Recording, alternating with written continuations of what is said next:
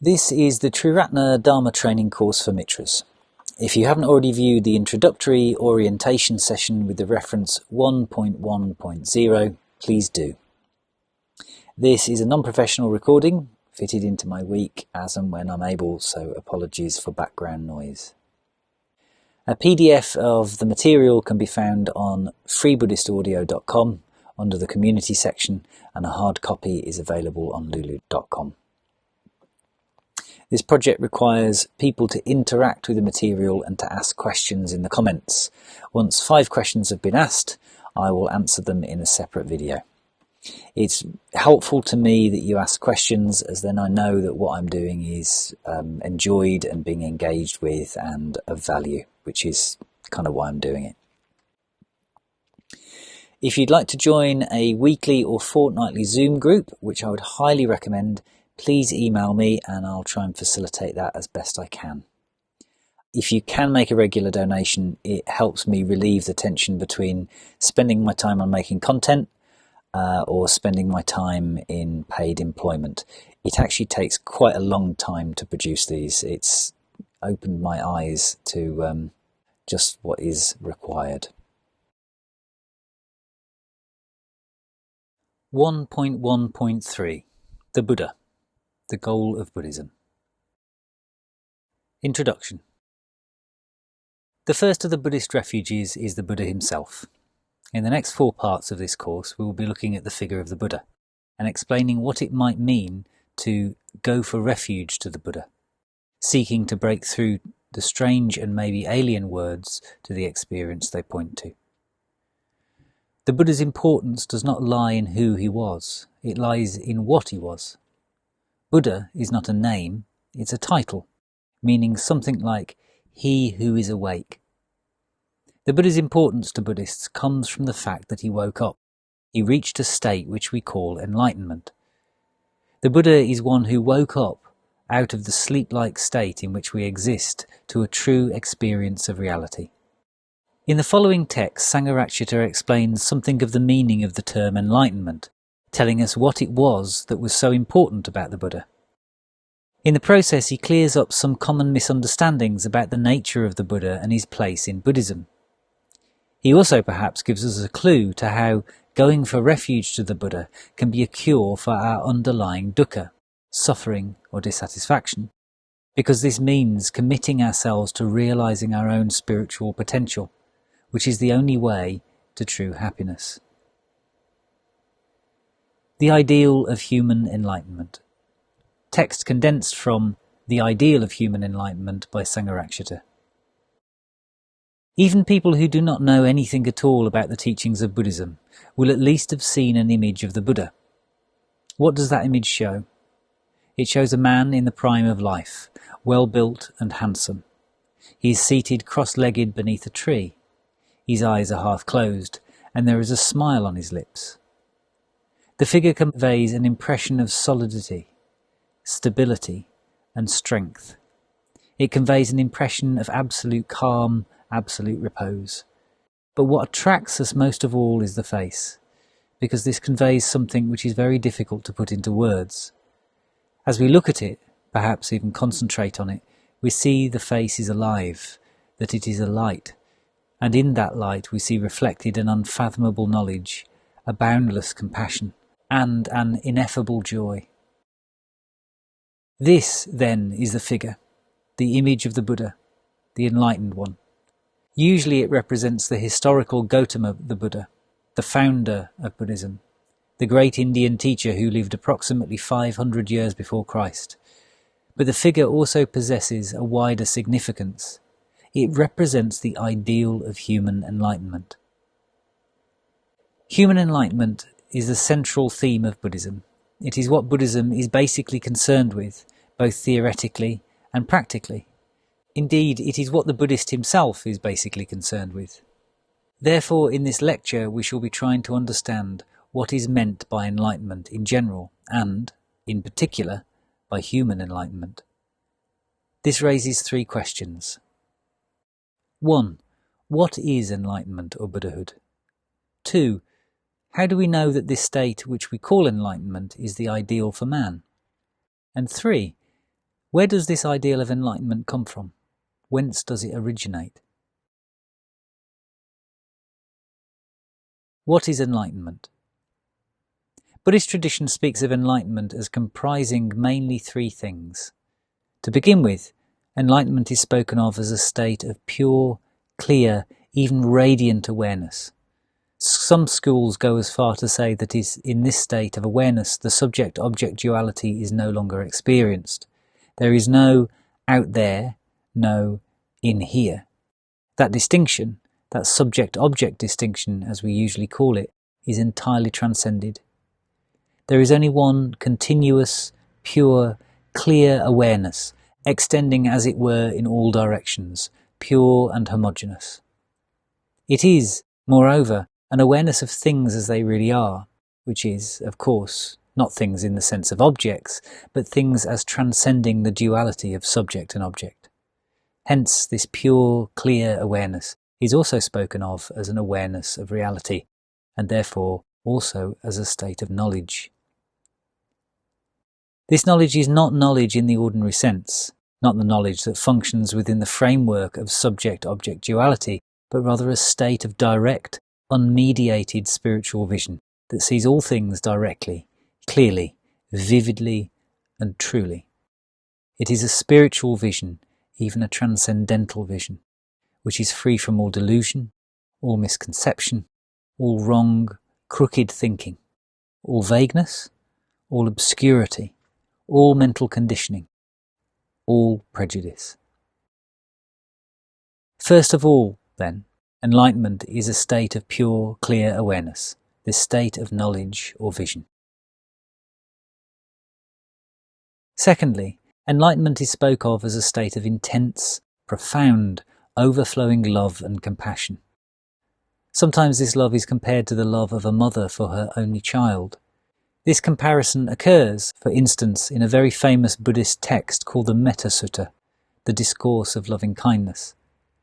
In this discourse, the Buddha says, "Just as a mother protects her only son, even at the cost of her own life, so should one develop a mind of all-embracing love towards all living beings." This is the sort of feeling, the sort of attitude that we must cultivate. You notice that the Buddha does not just talk about all human beings, but all living beings, all that is sentient. This is how the enlightened mind feels. And that love and compassion consists in a heartfelt desire, a deep, burning desire for their well-being, for their happiness. A desire that all beings should be set free from suffering, from all difficulties, that they should grow and develop, and that ultimately they should gain enlightenment.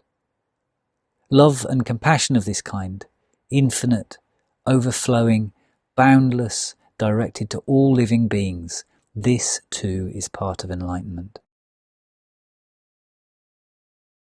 Thirdly, enlightenment consists in a state or experience of inexhaustible mental and spiritual energy. Energy is characteristic of the state of enlightenment. The state of enlightenment is one of tremendous energy, of absolute spontaneity, continually bubbling forth, a state of uninterrupted creativity. The state of enlightenment is a state of perfect, unconditioned freedom from all subjective limitations.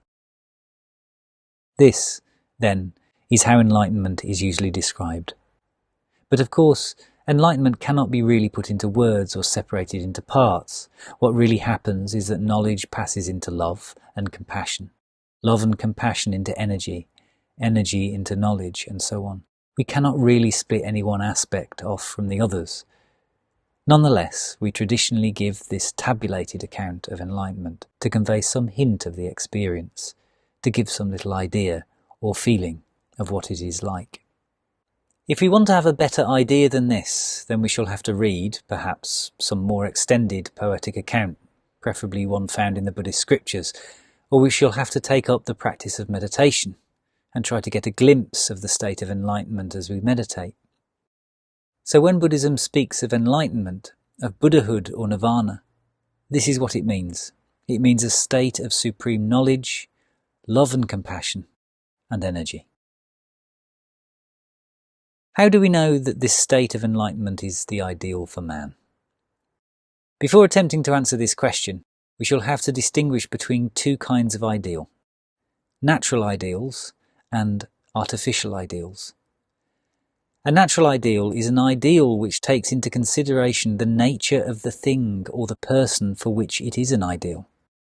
The artificial ideal, on the other hand, does not do this. The artificial ideal imposes itself from the outside in an artificial manner. Using this distinction, we may say that enlightenment is not an artificial ideal.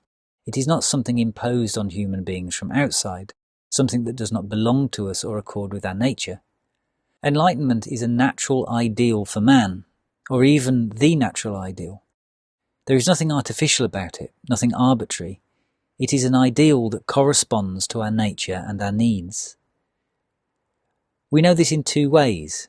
I have spoken about the nature of enlightenment, and obviously it has seemed something very rarefied, something remote from our experience, but the qualities that constitute enlightenment are, in fact, already found in man, in germinal form. They are not completely foreign to us. They are, in a sense, natural to human beings. In every man, in every woman, there is some knowledge, some experience of reality, however remote and far removed, some feeling of love and compassion, however limited and exclusive, and some energy, however gross and unrefined, however conditioned and unspontaneous. All these qualities are already there to some extent. But in the state of enlightenment, these qualities are fully and perfectly developed, to a degree that we can hardly imagine. It is for this reason, because the qualities of knowledge, love and energy are already present within us, in however embryonic a form, that we have a natural affinity with enlightenment, and can respond to the ideal of enlightenment when we encounter it. Thus, even when someone speaks in terms of absolute knowledge, of the vision of reality, or in terms of boundless, unlimited love and compassion for all living beings, it is not something completely foreign to us. It is not just so many words. We can feel something. And this is because the germ, the seed, is already there in our own experience, and we can respond to the ideal of enlightenment whenever and however we encounter it, even when we encounter it in comparatively weak, limited or distorted forms. We also know that enlightenment is the natural ideal for human beings because, in the long run, we're never really satisfied by anything else. We can have all sorts of pleasures, all sorts of achievements, but eventually we still feel within ourselves something not satisfied. This is what in Buddhism is called dukkha, unsatisfactoriness, or even suffering. Tradition speaks of three forms of dukkha. The first is simply called the suffering which is suffering. It is obviously suffering if we cut our finger, or when someone upsets us or disappoints us, for instance. This is the kind of suffering that is simply suffering. Then there is what is called suffering by way of transformation. We have something, we enjoy it, we get a great deal of pleasure from it, but by its very nature that thing cannot last. And because we have enjoyed it and become attached to it, suffering results. This is the suffering that comes about as a result of change, of time. Then there is the suffering of conditioned existence itself. The suffering, ultimately, of everything which is not enlightenment. Even if we do acquire things, and even if we go on possessing them and enjoying them, there is still some corner of our heart which is not satisfied, which wants something more, something further, something greater. And this something is what we call enlightenment. So from this too we know that enlightenment is the natural ideal for man, because man ultimately is not satisfied with anything less. Personifying the ideal of enlightenment, and borrowing the theistic language of St. Augustine, we may say, "Thou hast made us for thyself, and our hearts are restless until they find rest in thee." Where does the ideal of enlightenment come from?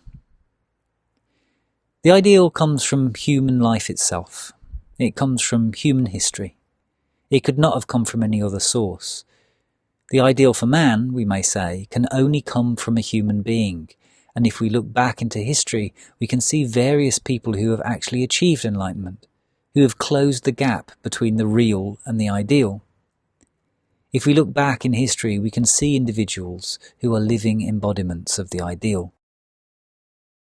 In particular, we see the figure of the young Indian patrician who, some 2,500 years ago, gained enlightenment, or, as the Buddhist scriptures call it, bodhi, which is knowledge or awakening. He it was who, after gaining that state of enlightenment, inaugurated the great spiritual revolution, the great spiritual tradition that we now call Buddhism. Misunderstandings. At this point, I would like to clear up certain misunderstandings with regard to the Buddha. At the beginning of this lecture, I said that even the non-Buddhist has at least seen an image or picture of the Buddha, and that he might even be quite familiar with it. However, although he might have seen it many times, he may not have a very clear idea of what it represents. He may not know who or what the Buddha is. There are, in fact, on the part of many people, some quite serious misunderstandings about him. There are in particular two major misunderstandings. Firstly, that the Buddha was an ordinary man, and secondly, that the Buddha was a god. Both of these misunderstandings are the result of thinking, consciously or unconsciously, in theistic terms, which is to say, in terms of a personal God who has created the universe and who governs it by his providence. For Orthodox Christianity, God and man are entirely different beings. God is the creator, man is the created. Man can never become God. Such an idea would be meaningless. Orthodox Christians, therefore, when confronted by the figure of the Buddha, classify him as an ordinary man, essentially just like everyone else, even as a sinful man, albeit perhaps better than most people. The second misunderstanding arises out of the first. You often read in books, even now, that after his death the Buddha's followers deified him, or made him into a god. This is indicated, we are told, by the fact that Buddhists worship the Buddha, and of course worship is due only to God. If you worship someone or something, a Christian will inevitably think that you are treating it or him as a god. Now, both these misunderstandings can be cleared up quite easily. All we have to do is to free ourselves from Christian conditioning, which affects, at least unconsciously, even those who no longer think of themselves as Christians. We have to stop trying to think of the Buddha in what are really non-Buddhist terms. A new category. So who or what was the Buddha? How do Buddhists think of him? How did he think of himself? In the first place, the Buddha was a man, a human being, but he was not an ordinary man. He was an enlightened man, a man who was the living embodiment of perfect knowledge, unbounded love and compassion, and inexhaustible energy. But he was not born an extraordinary man. He became an extraordinary man as a result of his own human effort to make actual what was potential in himself. So Buddhism recognizes two great categories, the category of the ordinary man and the category of the enlightened man. Although the gulf between these two is not unbridgeable, as is the gulf between God and man in Christianity, the distance between them is very great, and it takes a tremendous effort to traverse this gap. Many Buddhists, in fact, believe that this effort has to be maintained through a whole succession of lives, whether here on earth or in higher realms. For this reason, the enlightened man is regarded as constituting an independent category of existence. The enlightened man is regarded as the highest being in the universe, higher even than the gods. For this reason, the enlightened man is worshipped. He is worshipped out of gratitude for setting an example, for showing the way, for showing us what we too are capable of becoming. In other words, the Buddha is worshipped not as a god, but as a teacher, as an exemplar, as a guide.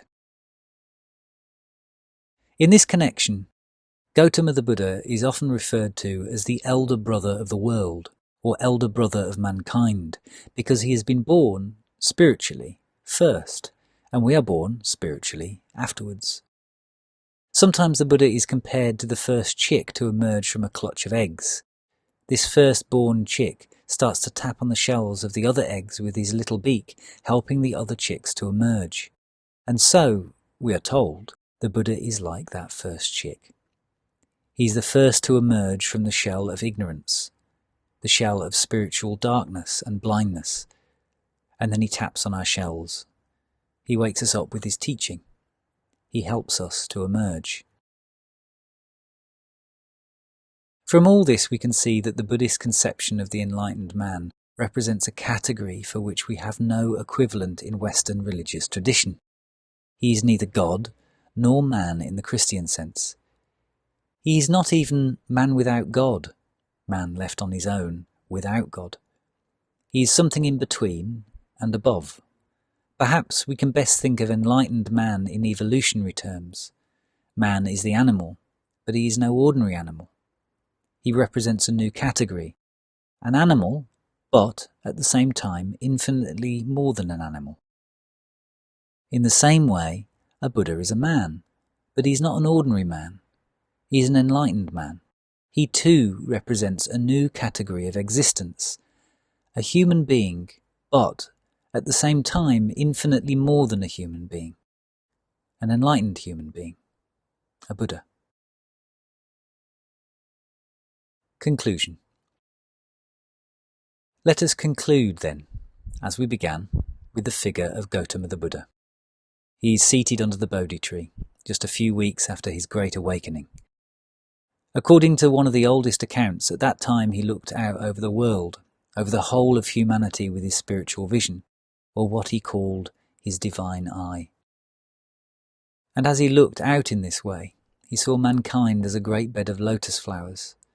He saw that some of the flowers were deeply immersed in the mud, while others rose half out of the water. Some were even standing completely clear of the water. In other words, he saw all human beings as being at different stages of growth, and that is how Buddhism has seen humanity ever since. As a bed of plants capable of producing shoots, as shoots capable of producing buds, as buds capable of opening into flowers, into lotus flowers, even into the 1,000-petaled lotus itself. But in order to grow, in order to develop, human beings must have something to grow into. They cannot grow unconsciously, as the plant does. They must grow consciously. In fact, for human beings, growth means growth in consciousness, growth in awareness. This is why man needs an ideal for himself as a human being. It must be an ideal, moreover, which is not artificial but natural, not imposed upon him from without, but implicit in his own nature, in the depths of his own being. An ideal which represents, indeed, the fulfillment of his nature in the deepest possible sense. It is this ideal, the ideal of human enlightenment, that I have tried to communicate. Questions for reflection and discussion. 1. What are your responses to the traditional image of the Buddha? 2. Sangharakshita describes enlightenment as a state of clear awareness, infinite love, and boundless energy, and also as perfect, unconditioned freedom from all subjective limitations. 2a. Which of these aspects of Buddhahood do you respond to most strongly? 2b. Are there any other qualities that you think are part of the natural ideal for human beings? 3. Sangharakshita says that no matter what worldly pleasures we experience, until we fulfill our spiritual potential, there is still some corner of our heart which is not satisfied, which wants something more, something greater. 3a. Does this agree with your experience? And 3b. If it is true, does it throw any light on how the Buddha can be a refuge from dukkha, dissatisfaction or suffering? 4. A Buddha, we are told, represents a new category of being, much more than human, just as human beings are much more than animals. 4a. Can you relate to this idea? 4b. Would you prefer to think of the Buddha as a more or less ordinary human being? Or alternatively, would you prefer to think of him as a god? 5. Do you believe you can become enlightened? How magnificent can you imagine yourself becoming?